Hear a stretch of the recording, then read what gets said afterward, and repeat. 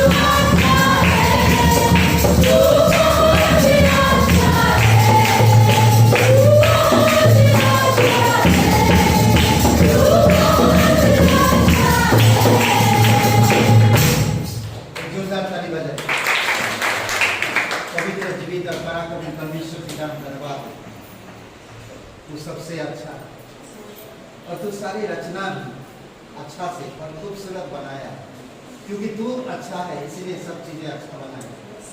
तेरी स्वभाव, तेरी चरित्र, तेरा गुण प्रभु वैसा और कोई नहीं, ना था, ना है और ना होने वाला। तू हमेशा एक सा, तू कभी बदलता नहीं, तू हमें संभालता है, तू हमें जीवित रखता है, तू हमारी आहार ठीक समय पर प्रदान करता है। हर एक प्राणी को, मौसम को, सृष्टि को तू संभालता है प्रभु यीशु। हम इसीलिए तेरी महिमा करते हैं। धन्यवाद देते प्रभु यीशु, धन्यवाद देते, धन्यवाद देते प्रभु। कमजोरियों का बल है तू, निराशा में पड़े हुए लोगों का आशा है तू, भटके हुए मार्ग से भटके हुए लोगों का मार्ग है तू, असत्य में फंसे हुए लोगों का, झूठ की बलबला में फंसे हुए लोगों का सत्य है तू, अंधकार में डूबे हुए लोगों का ज्योति है तू, अस्वाद हृदय का स्वाद है तू। इसीलिए प्रभु तेरी महिमा करते, धन्यवाद देते, धन्यवाद देते प्रभु यीशु। Sifu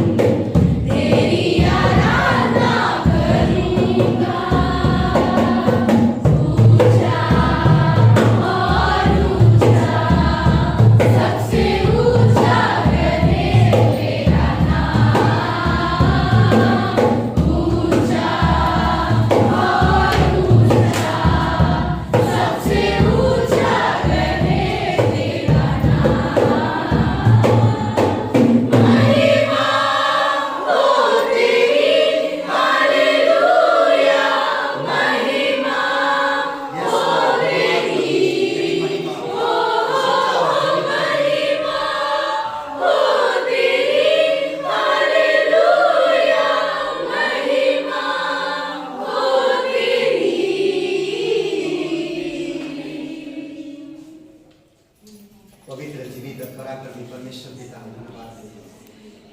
तू सच्चा परमेश्वर है, तू यहाँ पर मौजूद है। हम महसूस कर सकते हैं प्रभु तू हमें क्षमा किया, तू हमारे पापों को हमसे दूर किया, हमें नया जीवन दिया।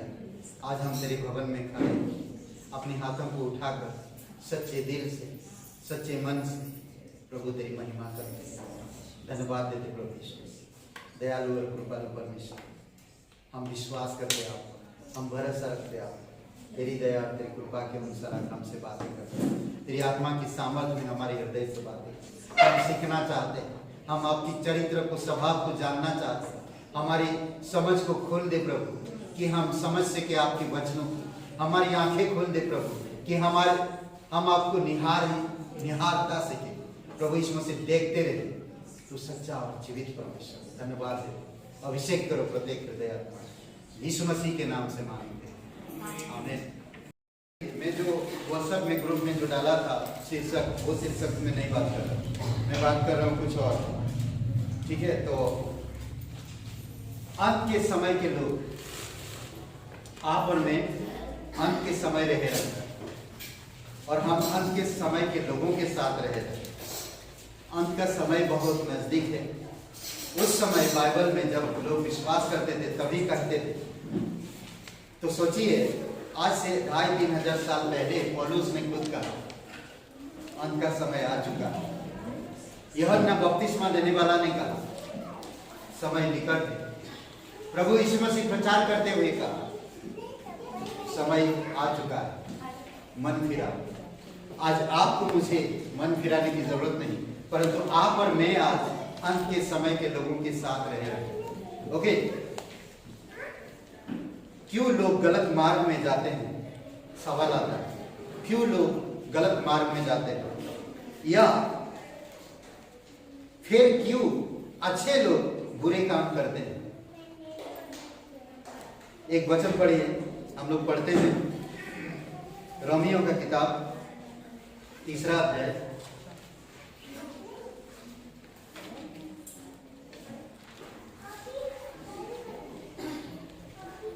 किताब 3 अध्याय और वचन 10 से 12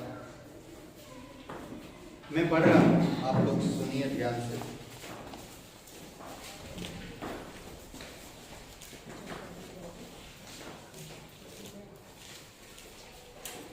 तीसरा अध्याय 10 से 12, मैं 9 से पढ़ रहा हूं। तो फिर क्या हुआ? क्या हम उनसे अच्छे हैं? कभी नहीं, क्योंकि हम यहूदियों और यूनानी दोनों पर यह दोष लगा चुके हैं कि वे सब के सब पाप के वश में हैं।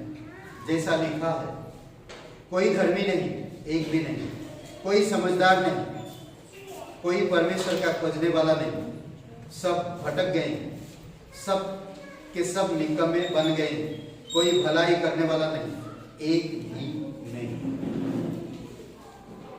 अगर हम 18 तक पढ़ेंगे तो और भी बातें हैं। देखिए 13 वचन में क्या कहता है, उनका गला खुली हुई कब्र है, उन्होंने अपनी जीभ से छल किया, उनके होठों में सांपों का विष है, उनका मुंह श्राप और कड़वाहट से भरा, उनके पांव लहू बहाने को फुर्तीले, उनके मार्गों में नाश और कलेश से, उन्होंने कुशल का मार्ग नहीं जाना, उनकी आंखों के सामने परमेश्वर का भय नहीं। पिता परमेश्वर, हम धन्यवाद देते, आपकी स्तुति महिमा करते और जीवित परमेश्वर, सारा आदर सारा महिमा हम तुझे देते। तू अगुवाई कर, हमारे हृदय से बातें कर। हम अंत के समय के लोगों के साथ रह रहे हैं। आज क्यों लोग बुरा करते हैं और अच्छे लोग बुराई क्यों करने लगते हैं? प्रभु यीशु, इस सवाल की तलाश में आज हम बाइबल में चलेंगे। आप हमारे हृदय से बातें करें ताकि हम समझ सकें क्यों अच्छे लोग बुराई में फंस जाते हैं और क्यों लोग बुराई में बुराई करते जाते हैं। प्रभु यीशु मसीह अगुवाई कर, तेरी पवित्र आत्मा के द्वारा बातें कर। धन्यवाद देते यीशु नासरी के नाम से मांगते हैं, आमीन। ओके, तो आप लोग ना जो वचन पढ़े हैं और जो मैंने प्रश्न किया, क्यों लोग गलत मार्ग में जाते हैं, या फिर क्यों अच्छे लोग बुरे काम करते हैं। तो ये प्रश्न का और वचन का डिस्कसिंग करिए थोड़ा आप आपस में, ग्रुप बना, मतलब आपकी जो आसपास बैठे हो थोड़ा बात करिए और उसके बाद फिर हम लोग संदेश में चलेंगे।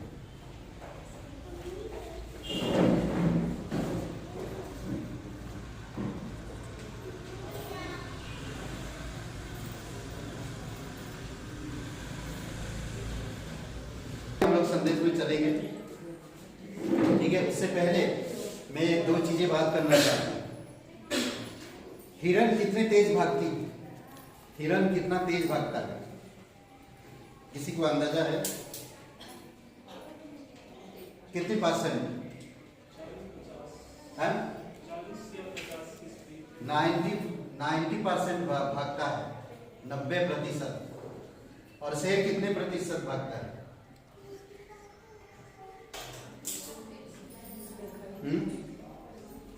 पास्टर जी ये क्या सिखा रहे हैं आप? कुछ चीजें जानना चाहिए। तो कितने प्रतिशत शेर? 80% समझिए। तो फिर भी हिरण को पकड़ क्यों लेता है? इतना कम हो, 90% हिरण दौड़ता है, सब 80% शेर दौड़ता है, तो हिरण को कैसे पकड़ लेता है? क्या कारण है? इतना तेज भागने वाले को कैसे पकड़ लेता है? अरे तेज तो भाग रहा है ना, 10% शेर से आगे भागता है, फिर भी उसको शेर पकड़ लेता है। कारण क्या है? कभी सोचे? क्योंकि हिरण पीछे देखकर भागता है, उसका पीछे देखना प्रॉब्लम है, और शेर पीछे नहीं देखता, इसीलिए वो पकड़ लेता है। आज भी बहुत से मसीह है, आज भी बहुत से मसीह है जो संसार को देखते हैं, इसीलिए फंस जाते हैं शैतान की, क्या बोलते कि भूखे शेर की तरह ना ताक में रहता, किसको फाड़ खाए। और वही लोग फंस जाते जो पीछे देखते हैं। शेर अपना फोकस आगे रखता है। जो इंसान परमेश्वर पे भरोसा रखता है वो हमेशा उसका जो फोकस है आगे रहेगा, वो पीछे नहीं मुड़ता। इसीलिए सुसमाचार में बताया, हल पर हाथ रखकर पीछे मत मुड़ो। करेक्ट? अगर हल जोत रहे हैं आप, अभी तक हल का नाम निशान चला गया, ट्रैक्टर ही उड़ा देता जमीन, नहीं तो पीछे मत देखो, पीछे नहीं देखना। और एक चीज है, इंसान से बहुत प्यार करता है, समझ रहे? इंसान से बहुत प्यार करता है। कभी भी किसी इंसान को इतना हद से ज्यादा लगाव मत रखो, कभी भी नहीं। अगर आप एक विश्वासी हो, आप परमेश्वर पे भरोसा रखते हो, कभी भी किसी भी इंसान से ज्यादा लगाव मत रखो। ज्यादा लगाव होता नहीं तो क्या होता जानते हैं? जहर बन जाता। इसीलिए सावधान रहो, वो एक दिन जहर बन जाता ज्यादा लगाव। परमेश्वर के लोग अलग है, संसार के लोग अलग है।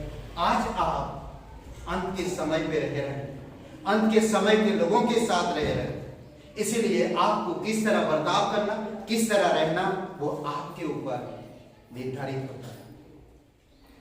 कभी भी कहीं भी आप फंस सकते हैं। आज क्या कारण है? क्यों लोग अलग मार्ग में जाते हैं? क्यों? फिर क्यों अच्छे लोग बुरे करते हैं? क्या कारण है?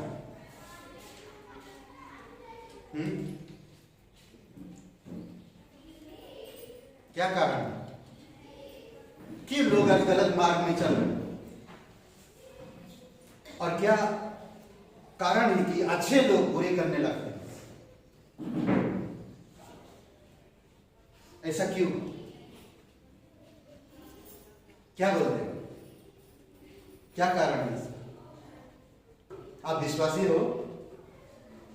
ये भी कंफ्यूज। आप लोग विश्वासी हो ना? हाँ, कोई तो कुछ बोले ही नहीं, कमाल, डाउट है। आप विश्वास करते हैं ईश्वर पर? Yes. बाइबल पढ़ते हैं? Yes. तो आज लोग बुरे मार्ग में क्यों भटक रहे हैं? पीछे मुड़ के देख। वेरी गुड, सवाल तो दिए, जवाब तो दिए। और फिर अच्छे लोग बुरे मार्ग में क्यों जाते हैं? इसका कारण क्या है? बाइबल में स्पष्ट दिया, इसका कारण है पाप। सिंपल। आप इतना कंफ्यूज क्यों है, मुझे समझ में नहीं आता। आज विश्वासी को पता है, हर एक विश्वासी को पाप के कारण आज दुनिया भटका हुआ है, भ्रमित है पाप के कारण, और लोग आज अंधकार में क्यों? कारण क्या है? वजह पाप। यह सब पाप का परिणाम है। समझ रहे हैं? हम लोग रोमियो का 3:10 से 12 में जो पढ़ा, जैसा लिखा है, कोई धर्मी नहीं, एक भी नहीं। क्या बोलते हैं आप? कोई धर्मी है? एक भी नहीं। मैं भी नहीं, कोई भी नहीं। कोई धर्मी नहीं, एक भी नहीं, और कोई परमेश्वर को ढूंढता नहीं। कोई समझदार नहीं, कोई परमेश्वर का खोजने वाला नहीं। सब भटक गए। अभी तो पढ़ा था हमने, फिर भी सवाल कर रहा, आप जवाब ही नहीं दे पाते। कमाल है, आप लोग का मन किधर है? आपका मन जिधर है सब कुछ उधर है। एनीवे, मैं मजाक कर रहा, सीरियस मत लीजिए आप लोग, ठीक है? कहां कहां आज दुनिया पहुंच गया, पर अपनी प्राण को बचाने के लिए कुछ नहीं कर पा रहा। समझ रहे हैं? कुछ भी नहीं कर पा रहा। इसीलिए आपको मुझे समझना, सब निकम्मे बन गए हैं। कोई भलाई करने वाला नहीं, एक भी नहीं। उनका गला खुली हुई कब्र है। उन्होंने अपनी जीभों से छल किया है। उनके होठों में सांपों का विष है। सब कुछ पाप के कारण है। कब कहां किसको कौन गिरा सकता है, ये हम नहीं जानते। इसीलिए आपको इस जीवन को अगर मजबूत बनाना है तो परमेश्वर में, पिछली बार हम लोग बातें किए थे, लिपटे रहो। परमेश्वर में लिपटे रहो। समझ रहे हैं? बहुत इंपॉर्टेंट है। इसीलिए एक इंसान को, एक विश्वासी को अगर भीतरी जीवन मजबूत करना है, या एक विश्वासी का भीतरी जीवन कैसे होने चाहिए, 3 चीजें कभी नहीं भूलना चाहिए, कभी भी नहीं। समझ रहे हैं? मत्ती का 6:6 क्या कहता है? गुप्त में प्रार्थना करो। जब इंसान करता है, एकांत में परमेश्वर के साथ समय देता है, और परमेश्वर उसे कहता है कि ये सच्चा विश्वासी है। अरे लोगों के सामने तो लोग बहुत कुछ कर सकते हैं। लोग आपके सामने झूठा आंसू बहा सकते हैं, आपके सामने मीठी मीठी बातें कर सकते हैं, आपके सामने चमत्कार की बातें कर सकते हैं, आपके सामने एक बड़े बड़े गवाही दे सकते हैं, आपके सामने प्रार्थना करने का उनका तरीका अलग हो सकता है, क्योंकि वो क्या चाहते हैं? लोग अच्छा कहे, अरे वाह वो व्यक्ति के, पर उस व्यक्ति का भीतरी जीवन कैसा है? समझ रहे? भीतरी जीवन, विश्वासियों का भीतरी जीवन इंपॉर्टेंट है। सबके सामने, सबके बीच में लोग तो बातें कर सकता है, गवाही दे सकता है। क्या परमेश्वर के साथ एकांत में वो परमेश्वर के साथ समय बिता रहा है या नहीं? जब आप परमेश्वर के सामने समय बिताएंगे, वही भीतरी जीवन का व्यक्ति है। समझ रहे हैं? मत्ती का 6:6 में यीशु मसीह ने कहा, जाओ अपनी कोठरी में जाओ, द्वार बंद करो, एकांत में, गुप्त में प्रार्थना करो। तुम्हारा स्वर्गीय पिता जो गुप्त में है वो तुम्हें देखता है। मुझे किसी को दिखाने के लिए प्रार्थना नहीं करना, मुझे किसी को दिखाने के लिए गाना नहीं गाना, मुझे किसी को दिखाने के लिए मेरी गवाही नहीं। जिस वक्त परमेश्वर मुझे इस्तेमाल करेगा करे, पर मेरा भीतरी जीवन सही होना चाहिए। भीतरी जीवन वाला व्यक्ति कैसा होता है जानते हैं?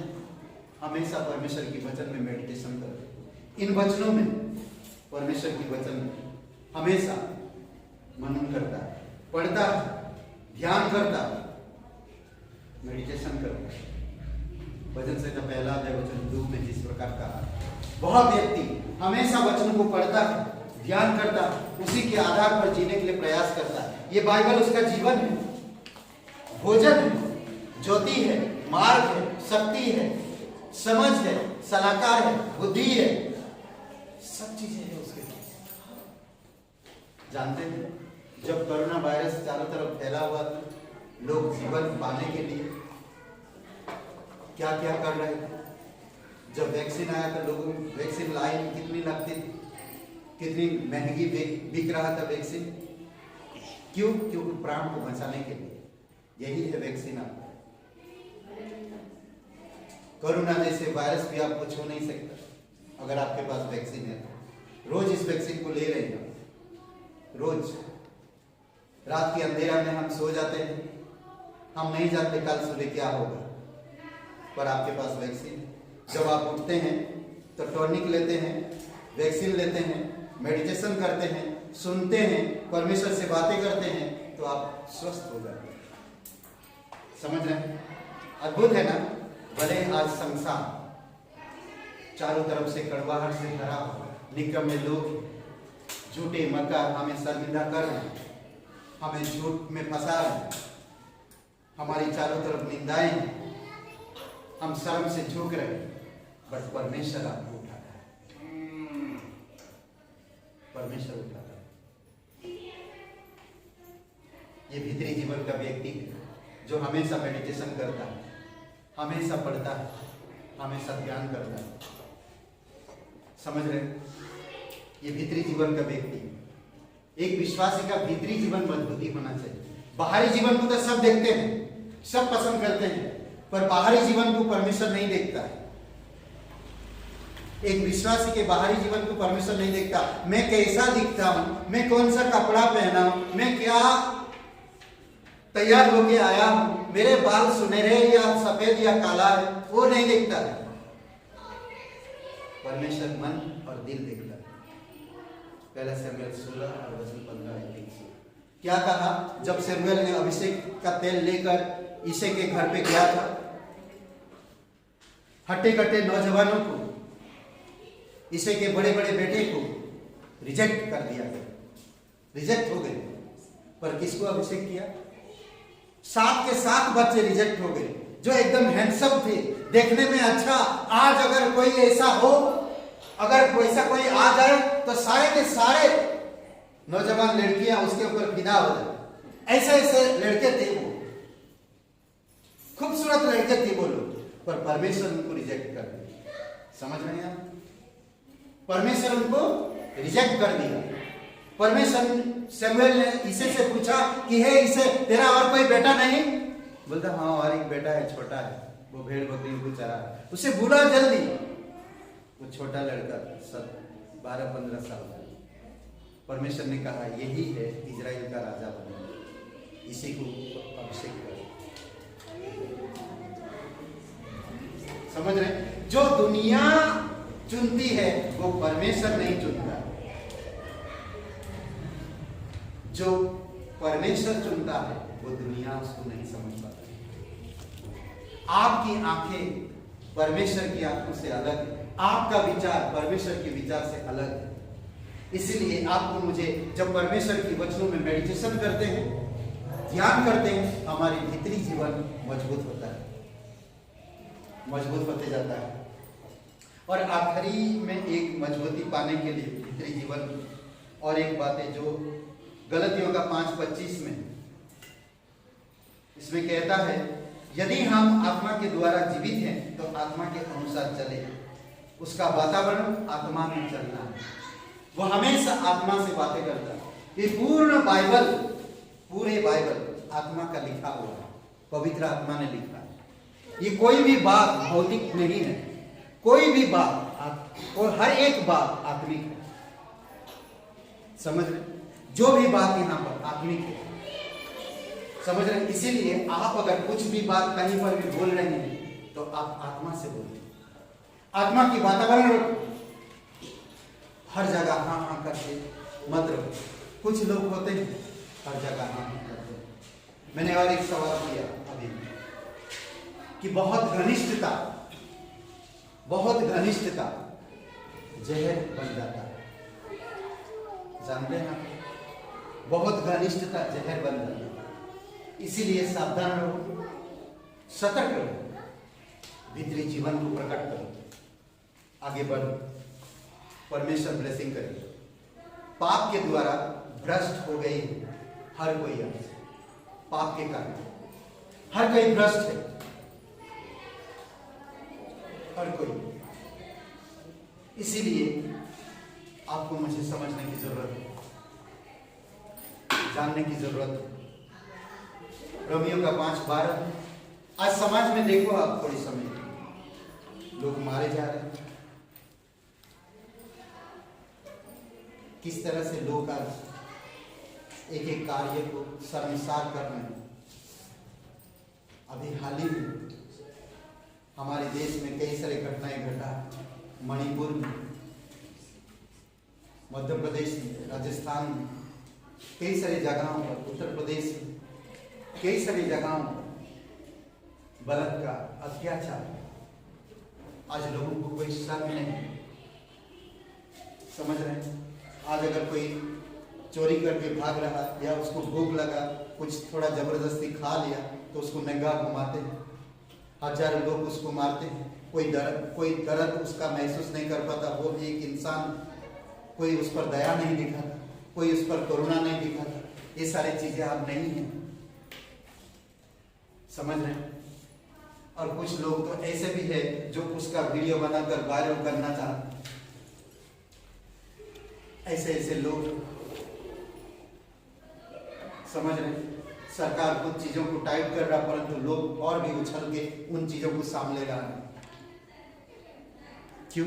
क्योंकि अंत का समय नजदीक है और अंत के समय के लोग ऐसे होंगे। रोमियो का 5:12।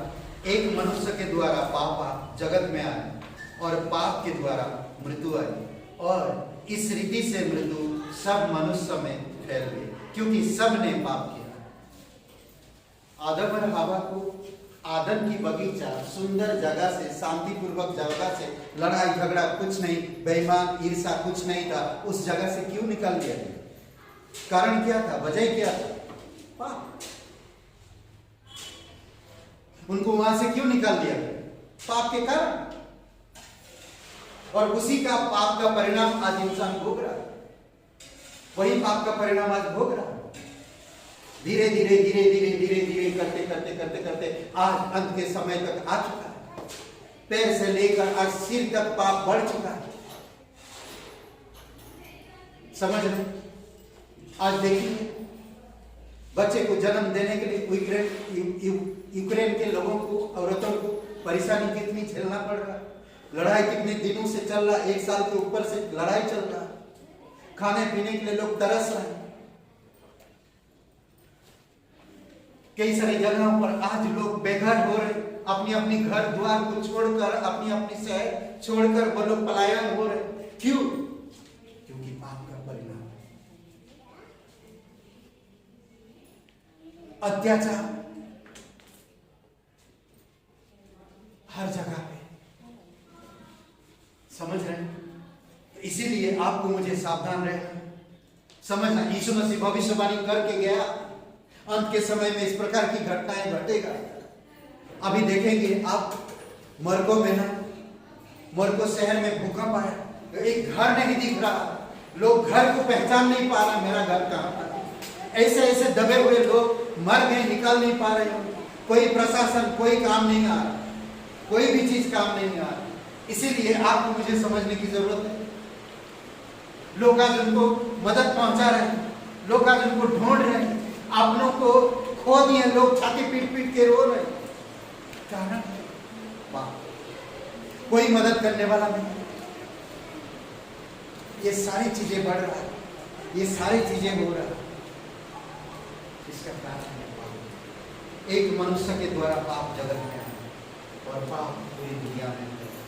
इसीलिए जरूरी है कि आपको मुझे समझ रहे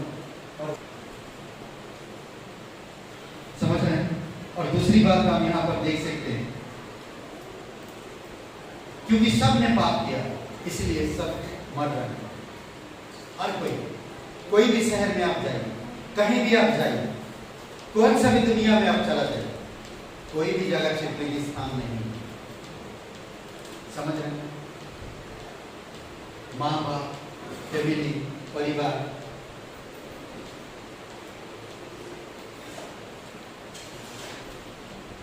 हर कोई परेशान है, हर कोई। इसीलिए आपको मुझे समझने की जरूरत है, जो परमेश्वर हमें दिखाया, जो परमेश्वर हमें कहा, वो अद्भुत तरीके से। यूहन्ना का 15:5 में यीशु ने कहा, तुम मुझसे अलग होकर कुछ नहीं कर सकते। तुम मुझसे अलग होकर कुछ भी नहीं कर सकते। इसीलिए जरूरी है कि आपको मुझे समझिए। जब हम प्रभु यीशु मसीह में बने रहेंगे, तभी हम सुकून से जीवन जी पाएंगे। भले हमारी चारों तरफ बमबारी हो रहा, भले हमारी चारों तरफ महामारी फैली हुई है, भले हमारी चारों तरफ लोग पूरी तरह से पापमय लोग हमारी तरफ निंदा और क्रोध और विरोध करते हुए आ रहे हैं, परंतु आप सुकून से रहो। आपको परमेश्वर समझ रहे हैं, परमेश्वर है, इसलिए आपको मुझे समझने की जरूरत है। सबसे पहली बात,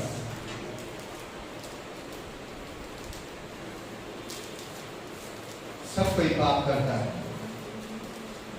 इसीलिए अच्छे लोग भी बुरा करने लगते हैं और बुरे लोग गलत मार्ग में भटकते जाते हैं। कोई सुनता नहीं है, लोग टूटे हुए हैं, लोग पूर्ण रूप से खोए हुए हैं। ये सारी चीजों का अर्थ क्या है? आज देखते हैं, हम लोग एक विषय पर चलते हैं और वो है तीसरा अध्याय 1 से 5 वचन।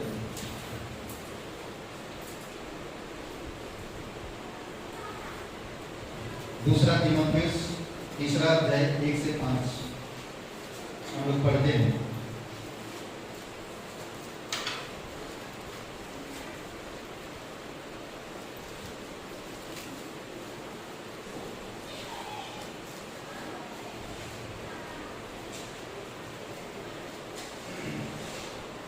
देखिए क्या कहता है। पर यह स्मरण रख कि अंतिम दिनों में कठिन समय आएंगे। क्या कह रहा? स्मरण रख, याद कर, भूलना नहीं, अंतिम समय में कठिन समय आएंगे। और आज हम देख रहे हैं, क्योंकि मनुष्य ध्यान, मनुष्य स्वार्थी, लभी, डींगमार, अभिमानी, निंदक, माता पिता की आज्ञा टालने वाले, कृतज्ञ, अपवित्र, ये बातों पर ध्यान दीजिए, गौर करिए, ये लिस्ट बनाइए, आपकी फ्रिज के ऊपर, आपकी दीवारों पर लगाइए। अंतिम समय में हम रह रहे हैं और अंतिम समय के लोग ऐसे होंगे। इसका यही अर्थ है, अंतिम समय के लोगों का मतलब, समझ रहे हैं? यही अर्थ है। और अद्भुत बात कहता, कैसे? देखिए, क्योंकि मनुष्य स्वार्थी, हर कोई, आज आप खुद देख रहे, चाहे वो विश्वासी चाहे वो अविश्वासी, अस्वार्थ से भरे हुए। अगर आप एक विश्वासी हो और आपके अंदर स्वार्थ है, तो आप काहे का विश्वासी? कौन सा विश्वास है आपके अंदर? स्वार्थी, मद्र, आत्मा की फल में जीव। अभी मैंने कहा, भीतरी इंसान को जीवन जीने दो, बाहरी इंसान को नहीं। लगाव परमेश्वर से रखो, मनुष्य से नहीं। समझ रहे? लगाव परमेश्वर से रखो। आज मैं देखा है, लोगों को इतना लगाव है, वो आएगा कलीसिया तो मैं आऊंगा, वो आएगा बाइबल स्कूल तो मैं आऊंगा, वो आएगा खाएगा तो मैं खाऊंगा, कल वो कूद जाएगा ऊपर से तो तुम भी कूद जाओ। ऐसा होएगा? नहीं होएगा। बोलेगा मैं उससे बहुत प्यार करता हूं, नहीं होता है। वो कूदा तो मैं क्यों कूदूं? मैं उसके लिए थोड़ी काम नहीं होता। पर कई सारी जगहों पे हमें निर्णय लेने की जरूरत है, लोगों के साथ नहीं बल्कि खुद अपने साथ। 5 वचन तक पढ़ते देखिए। वचन 3, दया रहित, क्षमा रहित, दोष लगाने वाले, असंयमी, कठोर, भले के बैरी, विश्वासघाती, धीर, घमंडी और परमेश्वर के नहीं वरन सुख विलास ही के चाहने वाले होंगे।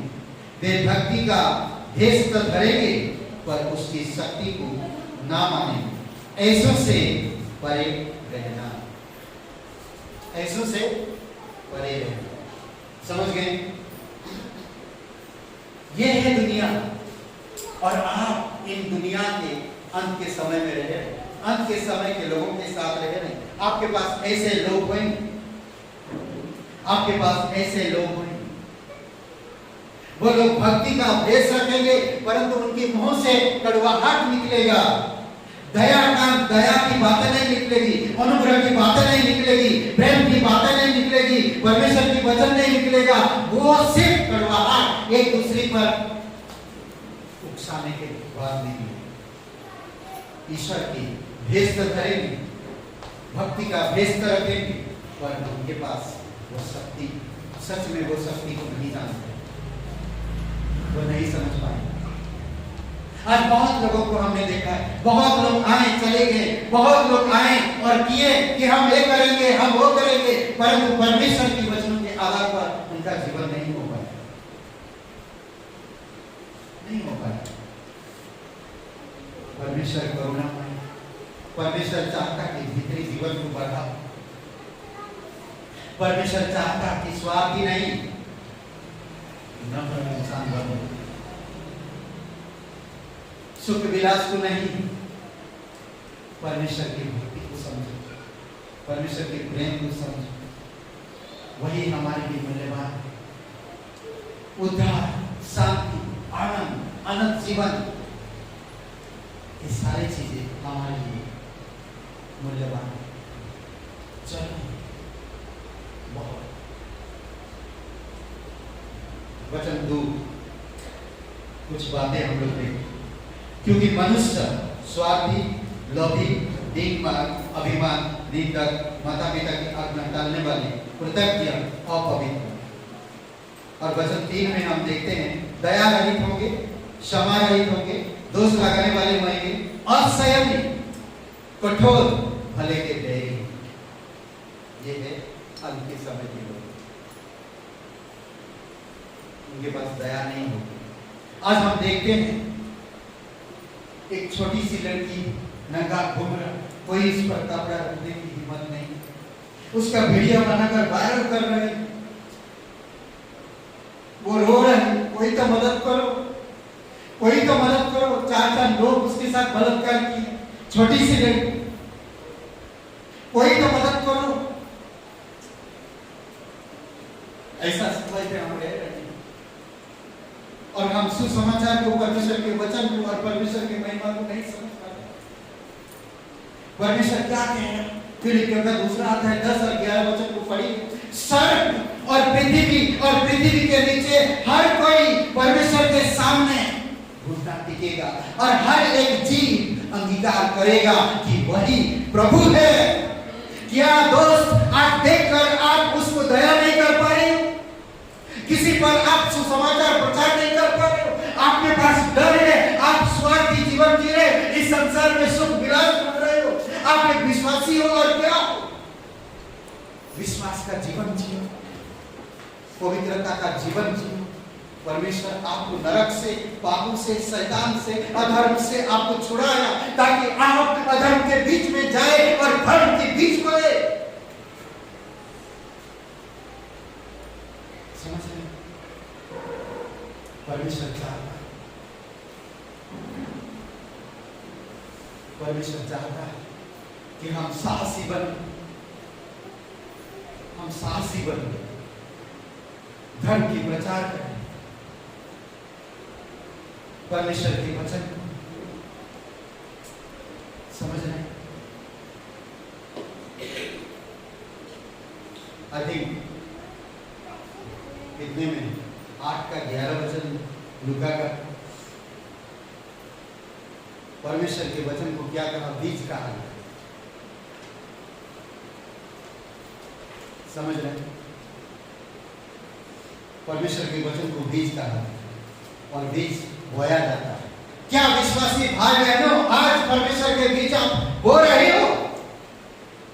अगर आप बोगे तो वो उगेगा, अगर बीज को आप रखे रहोगे तो उगेगा नहीं। समझ रहे हैं? इसीलिए जरूरी है कि हमको परमेश्वर के वचन को समझें। यीशु मसीह प्रचार कर रहे थे और भीड़ था, काफी भीड़ थी, चारों तरफ भीड़ से भरा हुआ था। लोग बैठे परमेश्वर की वचन सुन रहे हैं और यीशु की मां और भाई और बहन आते हैं। करेक्ट? वहां पर आते हैं और किसी स्त्री ने जाकर कहता है कि तेरे भाई और बहन आए, मां आए। तो यीशु ने उठ के गया, ठीक है थोड़ा तुम लोग कंटिन्यू चालू रखो, मैं आता हूं मां बाप से मिल के। ऐसा कहा? हम लोग अगर करते तो ऐसा क्या हो? हम लोग कलीसिया में वचन सुन रहे, पास्टर वचन दे रहा और हम लोगों को कोई आता है, अरे आपका वो आगे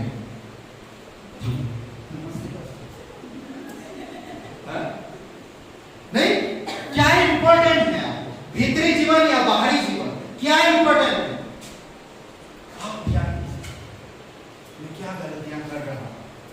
आप एक विश्वासी हो, आप एक समझदार, परमेश्वर आपका पिता है, आप उसकी संतान, आपका संदेश आपके पास, आपको कलीसिया दिया, आपको पवित्र आत्मा दिया। समझ रहे हैं?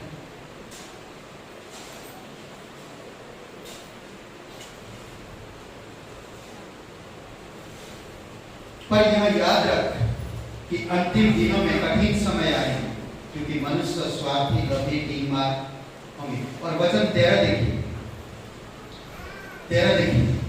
परंतु दुष्ट और बहकाने वाले, धोखा देते हुए और धोखा खाते हुए बिगड़ते चले जाएंगे।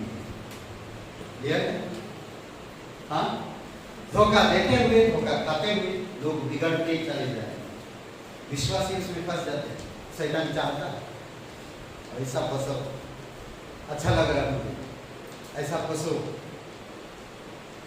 वचनों को ध्यान नहीं दिए कभी, परमेश्वर के प्रेम को ध्यान नहीं दिए कभी, परमेश्वर के क्या बोलते हैं विजन, योजनाओं को ध्यान नहीं दिए कभी, परमेश्वर की किस बुलाहट से उनको बुलाया वो कभी ध्यान नहीं दिए, परंतु हम बिगड़ते हैं और भटकते हैं।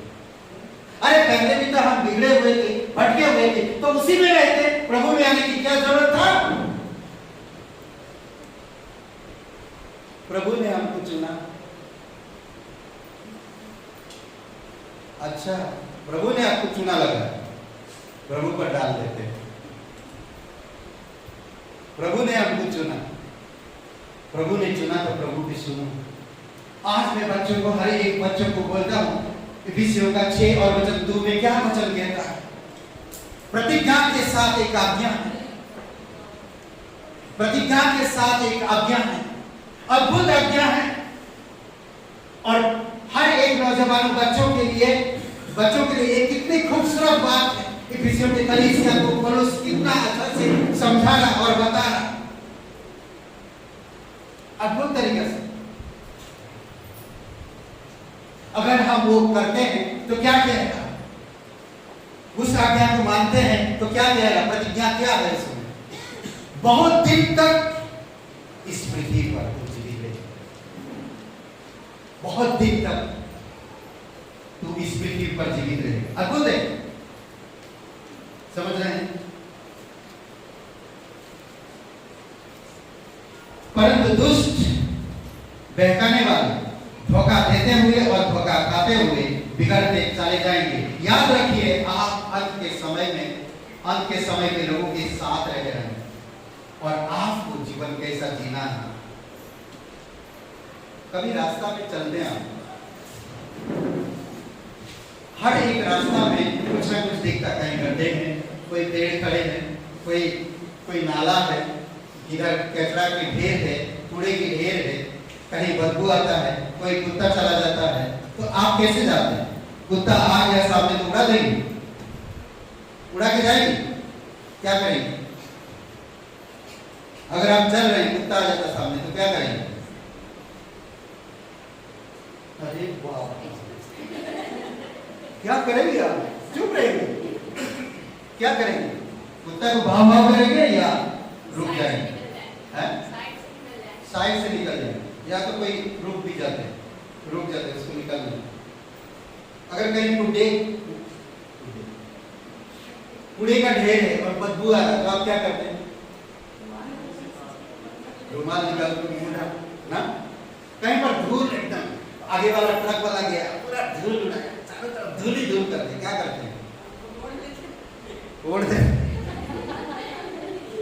मालूम पड़ा आप करते भी गिर गए, मतलब बंद कर लेते सब चीज ना, ताकि धूल ना घुसे। कितना सतर्क है आपके शरीर के। आत्मिक जीवन में शैतान को आने क्यों देते जल्दी? क्यों घुसने देते हैं? आत्मिक जीवन में ऐसा उड़ते क्यों नहीं? हाँ, कमाई क्यों नहीं कर लेते? आत्मिक जीवन में सतर्क रहिए। जिस तरह आप भौतिक जीवन में एक बदबू को आप अंदर जाने नहीं देना चाहते, धूल को अंदर जाने नहीं देना चाहते, एक कुत्ता अगर क्रॉस कर रहा तो आप रुक जाते, उसको जाने दो या साइड लेकर निकल जाते। तो शैतान जब आपके सामने कुछ चीजें लाता है तो उसको साइड लेकर क्यों नहीं निकल जाते? तो उनको अंदर आने क्यों दे रहे हैं? ये विश्वासी गणों, प्रिय भाई बहनों, मेरी यही सलाह है कि परमेश्वर के वचनों पे मेडिटेशन करो और ध्यान दो। परमेश्वर आपको उठाएगा और परमेश्वर आपको बढ़ाएगा, परमेश्वर आपको मजबूत बनाएगा और परमेश्वर आपके साथ हमेशा रहेगा। मैंने एक शब्द कहा, किसी को जब हद से ज्यादा क्या बोलते लगाव नहीं हो इंसान से, परमेश्वर से हद से ज्यादा लगाव। किसी से भी ज्यादा लगाव रखोगे इंसान में जहर बन जाएगा, ये गारंटी है, समझ रहे? और फिर आप वही इंसान आपको गिरा तो आपको शर्मिंदे की उठाना पड़ेगा, समझ रहे? इसीलिए केयरफुल, सावधान। मैंने एक चीजें बताया था ना, हिरण 90% भागता है और शेर 80%, यानी कि 10% का फर्क है।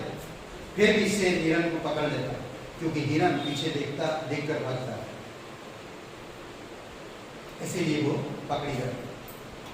हे विश्वासी, हिरण की तरह पीछे मत देखो। आपके पैरों को परमेश्वर ने कहा, मैंने तेरे पैरों को हिरण के समान बनाया, नहीं? हबक्कुक 33वें अध्याय में आखिरी वचन में एनीवे, आगे बढ़ते हैं। हम कहाँ रह रहे हैं? रजनीखंड में। कहाँ रह रहे हैं आप? अंत के समय के लोगों में। गुण बताए, कुछ गुण बताए ना यहाँ पर। स्वार्थी लोग खुद से प्रेम करेंगे, दूसरों से नहीं। टूटे परिवार, दूसरा तीमुथियुस 3 अध्याय 2 से 3 वचन, इसमें 5 शब्द मिलता है, 2 से 3 वचन। देखिए कई सारे शब्द है 2 और 3 वचन। स्वार्थी, लोभी, डींगमार, अभिमानी, निंदक, ये 5 शब्द एक जैसा लगता ना, एक शरीर के अंदर ही रहता है, एक दिमाग के अंदर रहता है। ये 5 चीजें कौन सा कंसेप्ट? स्वार्थी, लोभी, डींगमार, अभिमानी, निंदक। ये पांचों के 5 खोपड़ी में रहते हैं, इधर, हाँ, दिमाग, मन में, समझ रहे? फिर हम देखते हैं माता पिता की आज्ञा टालने वाले, कृतज्ञ, अपवित्र, दया रहित, क्षमा रहित, दोष लगाने वाले, असहनशील, कठोर, भले के बैरी। ये कुछ बातें हैं जो हम लोग देख सकते हैं। सिंपल, टूटा हुआ समाज टूटे परिवार का कारण होता है। खुद से प्रेम करने वाले कभी भी दूसरों को सही नहीं कर सकते। वो खुद के बारे में ही सोचेंगे और दूसरों के बारे में नहीं। इसीलिए टूटा परिवार इफिसियों का 6:1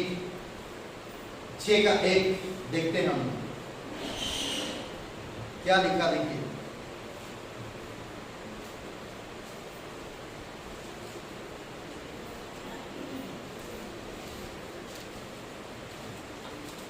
मिल गया 6:1। हे बालकों, प्रभु में अपने माता पिता की आज्ञाकारी बनो, क्योंकि यही उचित है। पर आज वैसा नहीं होता। हम अंत के समय में रह रहे हैं। स्वयं परमेश्वर की वचन कह रहा, माता पिता की बात ना मानने हो, दया रहे, क्षमा रहे, दिग्मार, स्वार्थी, दबी, खुद से प्रेम करने वाला और स्वयं कोई चीज सहन नहीं कर सकते, कोई चीज सहन नहीं कर सकते, असहन, ये सारी चीजें आपके घरों में दिखता है। और फिर क्या हो, जब एक परिवार टूटता है तो क्या होता, देखिए, समाज टूटता है। टूटे परिवार के कारण समाज टूटता है। अगर आप गड़बड़ी मनुष्य है तो आप गड़बड़ी परिवार बनाते हैं। आपका गड़बड़ी परिवार कलीसिया जाते हैं तो गड़बड़ी कलीसिया को जन्माता है। समझ गए? सिंपल है। अगर मैं खुद गड़बड़ हूं तो मेरा परिवार गड़बड़ है। मेरा परिवार गड़बड़ है तो मैं जिस कलीसिया में जाता हूं वो कलीसिया भी गड़बड़ है। फिर कलीसिया गड़बड़ होएगा तो परमेश्वर को भी हम क्या बोलेंगे, परमेश्वर गड़बड़ है। समझ रहे? सिद्धांत गड़बड़ है। सब यही होता है। इंसान खुद अपने से प्यार करता है, वो खुद गलतियों को नहीं देखता है। इसी कारण से प्रॉब्लम। सिंपल, एक इंसान अगर कुछ बुरा कर रहा है, बुरा असर पड़ता है समाज में। एक इंसान बुरा जब करता है तो बुरा असर होता है घर में, फिर घर में असर होता है तो समाज में असर होता है तो मोहल्ले में असर होता है तो राज्य में असर होता है देश में। छोटी सी इंसान के अंदर से शुरू हुआ, एक इंसान के अंदर से शुरू हुआ, पूरी देश में पहुंच गया। और छोटी छोटी बातों में लोग पुलिस से प्रधानमंत्री तक, पीएम तक पहुंच जाते हैं। सब बात समझ है? इसीलिए आपको मुझे सावधान रहने की जरूरत है। गड़बड़ी, एक इंसान गड़बड़ी करता है तो उसका परिवार, उसका सारा आसपास की सब चीजें उसको गड़बड़ी दिखता है। दूसरी बात अगर हम देखें, यहां से हम आगे कहां जाएंगे? इफिसियों का 5:8, तुम तो पहले अंधकार में थे परंतु आप ज्योति में हो। पहले हम अंधकार में थे, हम आगे नहीं बढ़ पा रहे, परंतु अब हम ज्योति में हैं।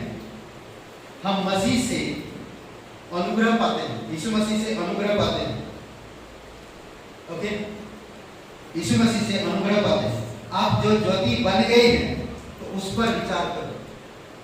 आप अगर ज्योति में हो तो आप उस पर विचार करो कि मैं अंधकार के कामों को त्याग दिया हूं, अब मुझे अंधकार के काम नहीं करना। अंधकार के काम मुझे वो सर्टिफाई नहीं देगा, वो खुशी नहीं दे रहा, वो प्रेम नहीं देगा, परंतु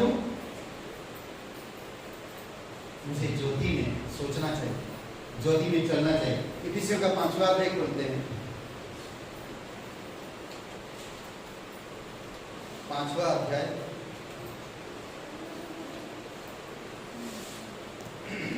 इफिसियों का 5वां अध्याय 8 से 10 देखिए। 8 से 10, क्योंकि तुम तो पहले अंधकार थे परंतु आप प्रभु में ज्योति हो, अतः ज्योति की संतान के समान चलो। क्योंकि ज्योति का फल सब प्रकार की भलाई और धार्मिकता और सत्य है, और यह परखो कि प्रभु को क्या भाता है। सिंपल नहीं। मैं घमंडी होकर क्या करूं, स्वार्थी होकर क्या करूं? बस थोड़े समय के लिए स्वार्थीपन दिखा दिया, मेरा जैसा और कोई नहीं है, पर नतीजा क्या मिला? किसी को सफलता हुआ? कई सारे लोग आज अपने आप को दिखाते हैं क्योंकि वो खुद से प्रेम करते हैं। छोटी छोटी कामों में अपने आप को डीप मारते हैं। छोटी छोटी कामों में मैंने ये किया, मैंने वो किया, मैंने वो करवाया, मेरे वजह से हुआ। प्रभु यीशु मसीह कितना, परमेश्वर कितना घमंड करता होगा, पर परमेश्वर ऐसा करता है नहीं। वो सहता है, वो नम्र होता है, वो प्यार करता है आप और मुझे, आप और मेरे जैसे लोगों से, जो हम बार बार परमेश्वर को क्रूस पर चढ़ाने के बावजूद भी प्रभु हमसे प्रेम करता है, हमें क्षमा करता है, हमें सिखाता है, बेटा लौट आओ, मेरी आंखें तुम्हारी तरफ है, हे उड़ाओ पुत्र लौट आओ, लौट आओ, अभी भी वक्त है, लौट आओ। परमेश्वर का प्रेम हमेशा है। वो चाहता हमें न्याय कर सकता, वो चाहता हमें कुछ भी कर सकता, परंतु वैसा नहीं करता। फिर भी हम अपनी घमंड, अपने डींगबाज, अपनी बुराई, अपनी नीता, ये सारी चीजें कुछ भी नहीं त्यागते, छोड़ते नहीं। हम धोखा दे रहे, धोखा खा रहे। मैं इधर किसी को धोखा दे रहा हूं, मुझे और कोई धोखा दे रहा। ये हो रहा घरों में, परिवार में, समाज में, ऑफिसों में, कारखाने में, हर जगह हो रहा। मैं इधर अगर किसी से 10 रुपया एक्स्ट्रा ले लिया तो मुझसे कोई 100 रुपया एक्स्ट्रा ले लिया। हालेलुया, यही समाज है। और आप मैं अंत के समय के लोगों के साथ रह रहे हैं, इसीलिए आपको मुझे सावधान रहना, परमेश्वर की वचनों में मेडिटेशन, ध्यान देखते रहना, परमेश्वर के साथ आत्मा के अनुसार चलना।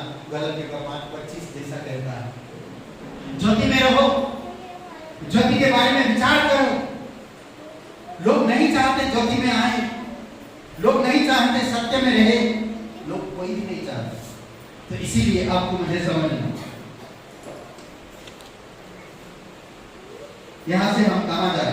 तुम तो पहले अंधकार में थी, परंतु आप ज्योति में चल रहे हो।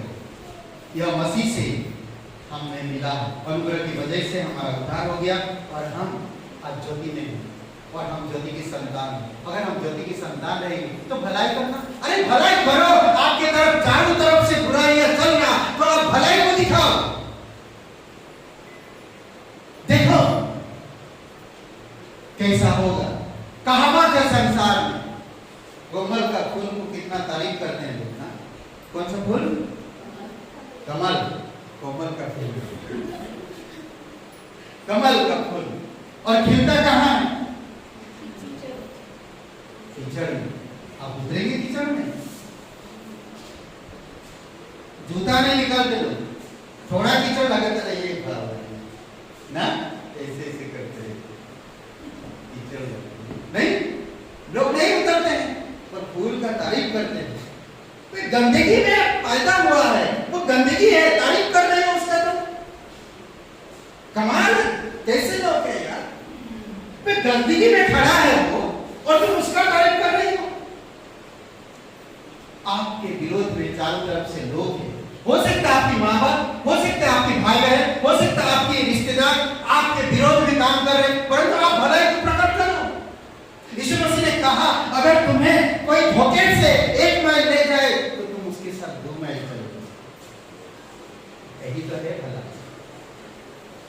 अगर तुम्हें कोई एक गाल पर चाटा लगा दे तो दूसरा गाल भी दिखा दो। दिखा दो दोस्त, दिखा दो। जरूरी समझ रहे हैं?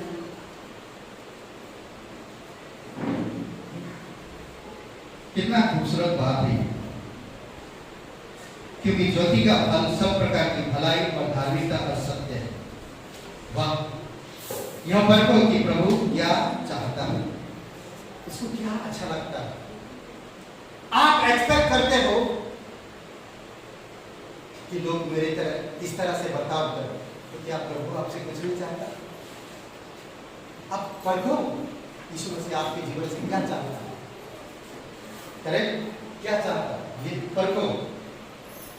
बंद करता हूं। ओके, इस इफिसियों का आप जो अंधकार में देखते हैं उसे प्रकट करो।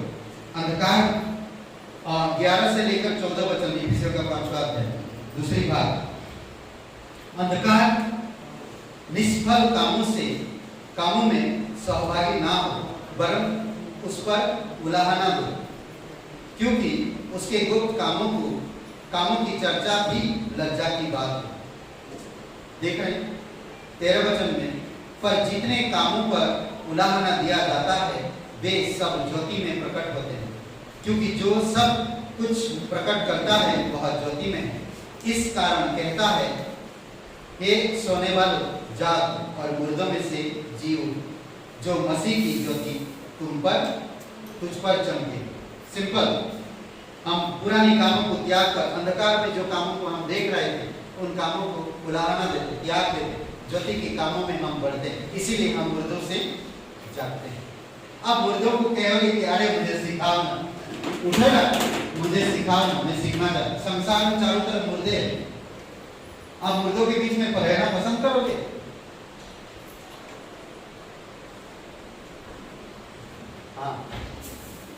हाँ पास्टर, मुर्दों के साथ रह जाएंगे, भले आपको करोड़ों रुपया मिल जाए, बस लाखों रुपया मिल जाए, तो प्रभु का ज्योति क्या है ना, है कि नहीं? सीरियस? हाँ, कोई बोल रहा है करोड़ों रुपया मिलेगा तो कौन नहीं परमेश्वर को छोड़ेगा? नहीं छोड़ेगी। सिर्फ एक जन ने बोला नहीं छोड़ेंगे, बाकी सब छोड़ देंगे। आप ज्योति में हो, अंधकार के कामों को छोड़ दिया है, फिर से अंधकार के कामों में मत जाओ, क्योंकि वहां पर मुर्दे का काम है, मुर्दे हैं, और मुर्दे यहाँ पर कोई पसंद नहीं करता वहां पर रहना, समझ रहे? नहीं रहना पसंद करते। मुर्दे के लाश उधर पड़ा है, उधर पड़ा है, उधर पड़ा है, किसी का हाथ टेढ़ा है, किसी का आंख निकला हुआ, किसी का नाक निकला हुआ, किसी का हाथ ऐसा हुआ टेढ़ा, किसी का पैर ऐसा हुआ मुड़ा हुआ ऐसे। तो सोचो ऐसी जगह पे आप रहो, कैसा लगेगा? तो अंधकार का काम वैसा ही है, समझ रहे हैं? और यूहन्ना देखिए तीसरा अध्याय 20 और 21 वचन इसका जवाब देता है। यूहन्ना तीसरा अध्याय 20 और 21 वचन इसको जवाब दे रहा है, उत्तर दे रहा है। यूहन्ना तीसरा अध्याय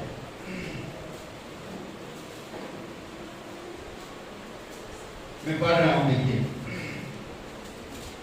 20 और 21, क्योंकि जो कोई बुराई करता है वह ज्योति से भेद रखता है।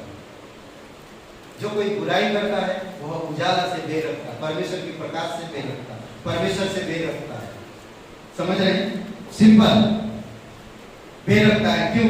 और ज्योति के निकट नहीं आता, ऐसा ना हो कि उसके कामों पर दोष लगाया जाए, परंतु जो सत्य पर चलता है वह ज्योति के निकट आता है, ताकि उसके काम प्रकट हो कि वह परमेश्वर की ओर से किए गए। उसको मालूम कि ये मेरा काम नहीं, मैं ज्योति में हूँ, मैं परमेश्वर के साथ हूँ, मैं परमेश्वर में लिखता हूँ, मेरे पास सच्चाई है, मेरे पास प्रकाश है। हे, तुम अगर यीशु मसीह पर विश्वास करते हैं तुम्हें जंगाई मिलेगा, और तुमको नरक से स्वर्ग में प्रवेश मिलेगा, और तुम जीवन पाओगे, अनंत जीवन, और तुम्हारी पाप क्षमा होगी। उसको पता है ये ज्योति, और उस अंधकार में पड़े हुए व्यक्ति को ज्योति में बदल देगा। परंतु कई सारे लोग बुराई करना इसीलिए बंद नहीं करते क्योंकि उनकी काम पकड़ी जाएगा, क्योंकि वो डरते हैं अगर मैं ज्योति में आऊंगा और मैं कहूंगा तो मैं पकड़ा जाऊंगा। इसीलिए वो अंधकार में काम में लगे, वो आना नहीं चाहते। आने वाले समय में आपके घर में हर घर प्रोग्राम होगा, कोई किसी का बात नहीं मानेगा, कोई किसी का नहीं। समझ रहे हैं? जिस तरह हम लोग दूसरा तीसरा 3 से 5 चीजों को 3 से 5 में जो चीजें किया गया, इंसान का हृदय वैसा ही होगा, उनका मन ऐसा ही होगा। और आप देख रहे हैं, आप खुद इनका अनुभव कर रहे हैं आपके आसपास के लोगों में। समझ रहे हैं? चाचा, पिताजी, बेटा विरोध कर रहा, पिताजी आया मार दिया, खत्म। विरोध कर रहा जमीन के, पिताजी कह रहा मैं नहीं बेचूंगा, वो बोलता नहीं पिताजी बेच दो, लड़ाई। दया नहीं एक दूसरे पर, एक दूसरे के अधीन नहीं रह सकते। और पिताजी जेल में, बेटा खत्म। सोचिए थोड़ी थोड़ी चीजों की अंत के समय के लोगों के साथ हम रह रहे हैं। ओके, इफिसियों का चलिए लास्ट आखिरी एक वचन पढ़ते हैं। इफिसियों का पहला अध्याय और वचन 7 और 8 देखिए क्या है। हमको उसमें उसके लहू के द्वारा छुटकारा अर्थात अपराधों की क्षमा उसके उस अनुग्रह के धन के अनुसार मिला है, जिसे उसने सारे ज्ञान और समझ सहित हम पर बहुत यत्न से किया। अद्भुत है, यीशु के लहू के द्वारा हमारा छुटकारा हुआ और आज हम जीवित हैं, हम परमेश्वर की संतान हैं, हम ज्योति में हैं। इसीलिए भलाई करना मत भूलिए, अंधकार के कामों को त्याग दो, प्रेम से त्याग दो, प्रेम से त्याग दो। प्लीज समझो बातें, आप परमेश्वर के और परमेश्वर आपके साथ है। इसीलिए जरूरी है कि आप त्याग करें। आप ध्यान रखो कि मैं ज्योति में चल रहा, मैं आत्मा में सोच रहा, आत्मा में चल रहा, मैं ज्योति का संतान। मुझे भलाई करना नहीं आता था, अब मैं भलाई करना चाहता हूँ। लोगों की, बीमारी लोगों के लिए, किसी को सुसमाचार बांटने के लिए, किसी के लिए दुआ करने के लिए, किसी के पास जाकर परमेश्वर के बारे में बात करने के लिए। आपके पास बहुत से रास्ता है इंसान के पास जाकर बातें करने के। आमीन। यहीं पर संदेश समाप्त, सभा खत्म, आप घर जाओ। नहीं, अभी थोड़ा और बाकी है।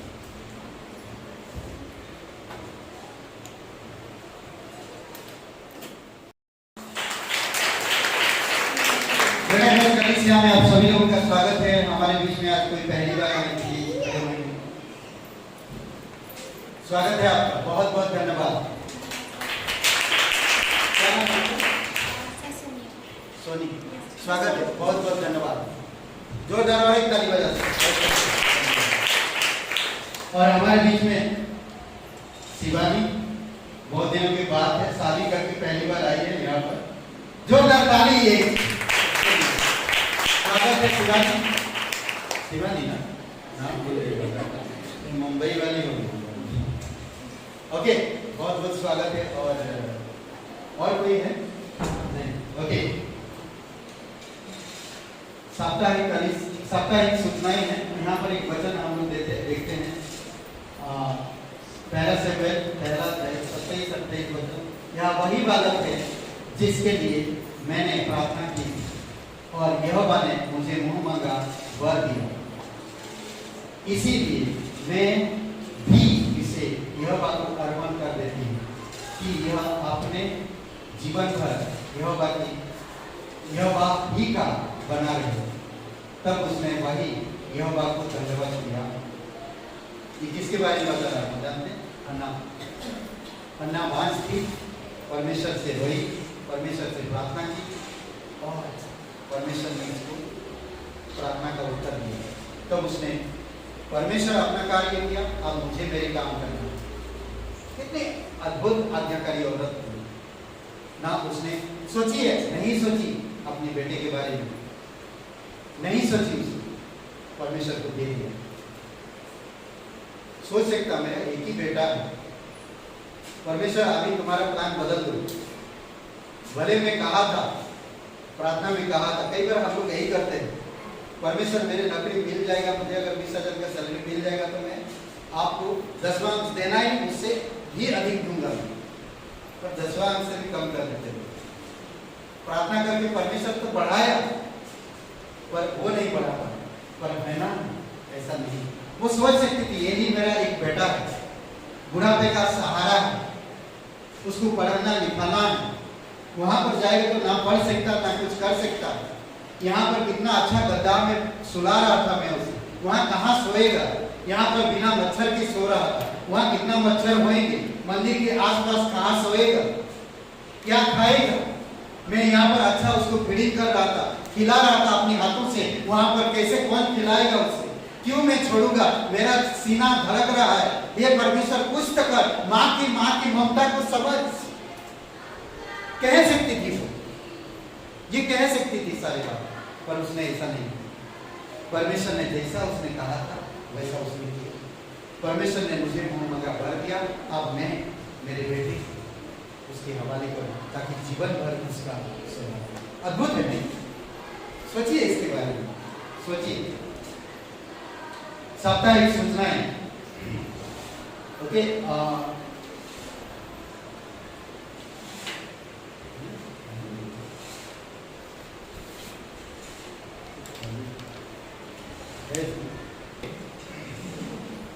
इस बुधवार को प्रार्थना है और सभा भी है, प्रार्थना और सभा, ठीक है। और आप सब देख सकते हैं यहाँ पर सारे शुक्रवार को 7 बजे 7:30 बजे सुरेंद्र मालती जी के घर में, ठीक है। और देख सकते हैं सारी चीजें। साप्ताहिक परिवार महेश और अर्चना आंखा गांव में, उनके लिए प्रार्थना करिए।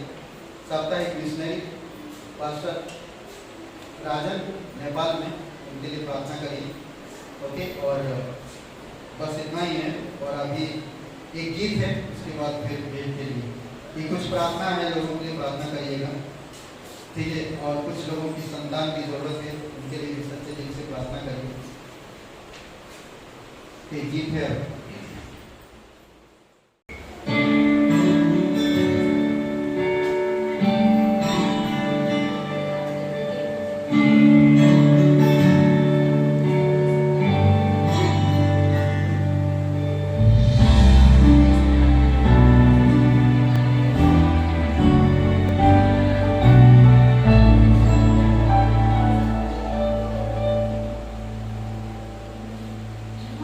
जमीन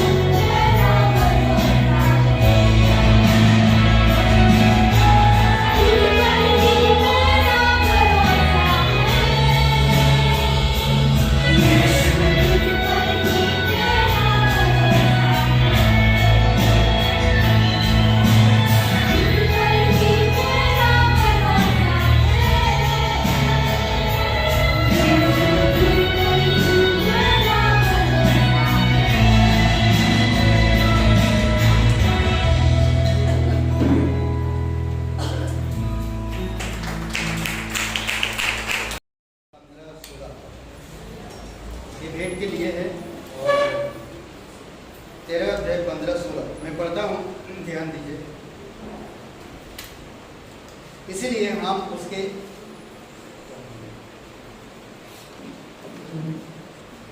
चेक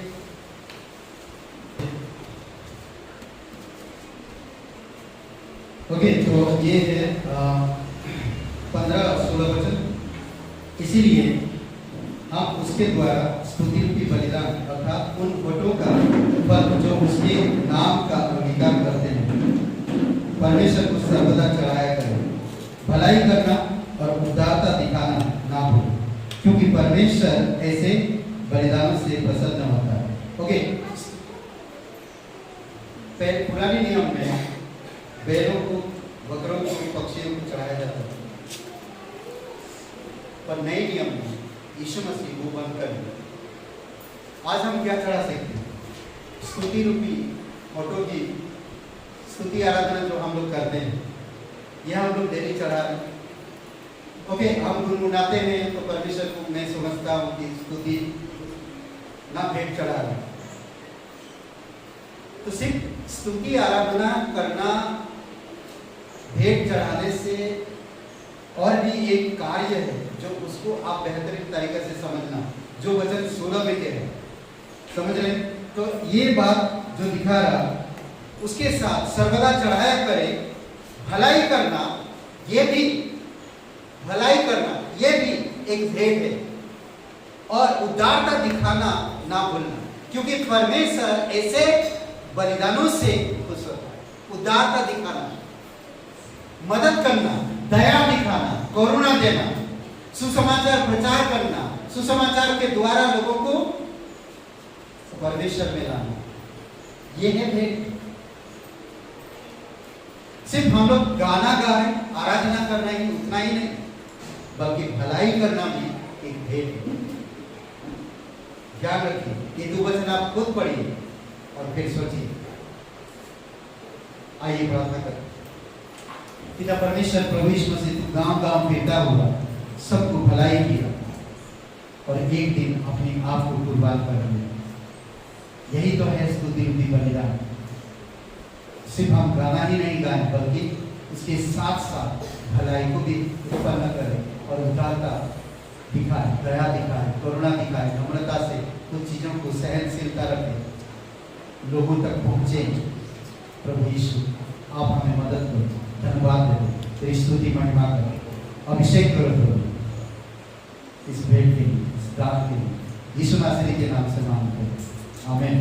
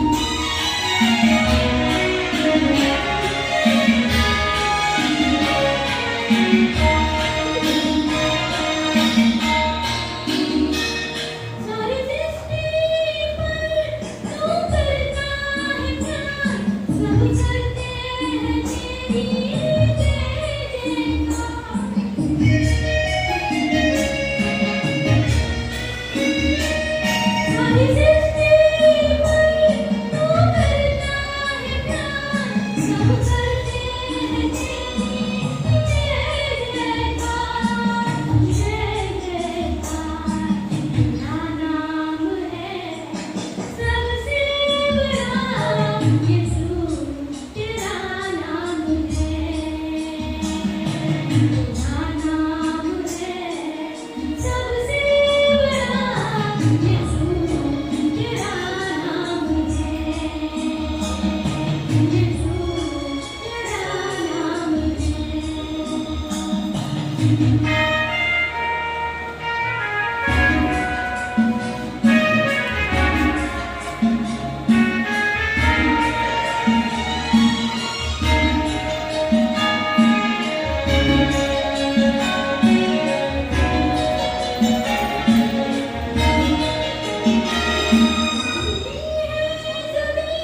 तेरा है आसमां तूने ही बनाया ये सारा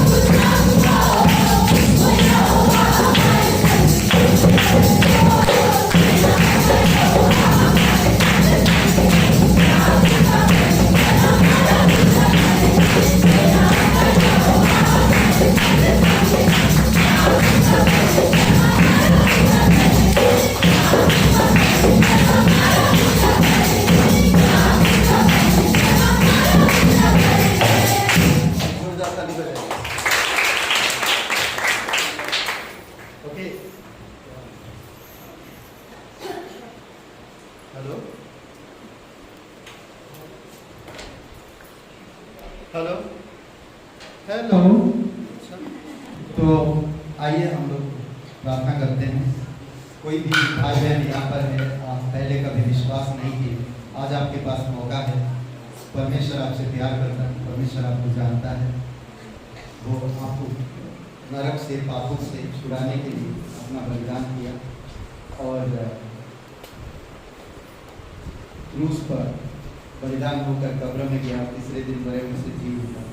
अब जो कोई भी इंसान उसके नाम पर विश्वास करता है वो कभी नष्ट नहीं होता, परंतु अनंत जीवन पाता है। हम लोग आज बहुत कुछ करते हैं शांति पाने के लिए, मोक्ष पाने के लिए, उद्धार पाने के लिए, परंतु वो सब एक दिन व्यर्थ होगा, क्योंकि हमारे विचार और परमेश्वर के विचार में जमीन और आसमान का अंतर है। परमेश्वर चाहता है कि हम उसके पुत्र, एक लौते पुत्र प्रभु यीशु मसीह के नाम पर विश्वास करें। अगर आप विश्वास करना चाहते, अनंत जीवन पाना चाहते और आपको नया जीवन पाना चाहते हैं, तो प्रभु यीशु तेरी अनुग्रह, तेरी दया के अनुसार को अगुवाई कर। जीवित और पराक्रमी परमेश्वर धन्यवाद देते हैं।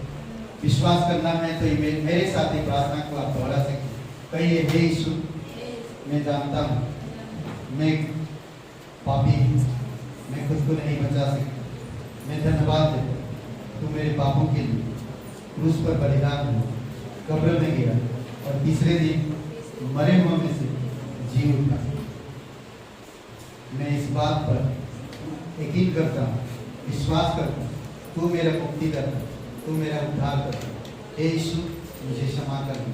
तू पवित्र परमेश्वर का इकलौता बेटा यीशु नाम से मेरा उद्धार कर, यीशु के नाम से, आमीन। फिर से प्रार्थना करते हैं। पवित्र परमेश्वर पिता, सभी लोगों को अभिषेक करो, तेरी दया और कृपा रहे इस संदेश के द्वारा समझ सकें प्रभु, हम अंत के समय के लोगों के साथ रह रहे हैं। कड़वाहट, जलन, ईर्षा, हींगमार, स्वार्थी, लवी, असंयमी, कठोर, माता पिता की ना आज्ञा मानने वाले, माया रहित, प्रभु यीशु, ये सारी चीजें इस संसार में दिन प्रतिदिन लोगों के बीच में बढ़ रहा है। प्रभु, हम मार्ग से ना भटके, हम आपकी ज्योति में रहे, हम ज्योति में आगे बढ़े। हम अंधकार से ज्योति में आए हैं, अब हमें आगे बढ़ना है, आत्मा के अनुसार चलना है। प्रभु, प्रत्येक लोगों को अगुवाई करो, घर परिवार में शांति, कामकाज में प्रभु यीशु मसीह तेरी अनुग्रह बनाई रखो, शरीर को भला चंगा रखो। प्रभु यीशु, धन्यवाद देते उनके जीवन के लिए। जीवित और पराक्रमी परमेश्वर, सारा आदर, सारा महिमा हम तुझे देते। धन्यवाद, धन्यवाद पिता, प्रत्येक लोगों को सुरक्षित रखो घर परिवार में। धन्यवाद, यीशु नासरी के नाम से मांगते हैं, आमीन, आमीन। सबको आशीष मिले, बहुत बहुत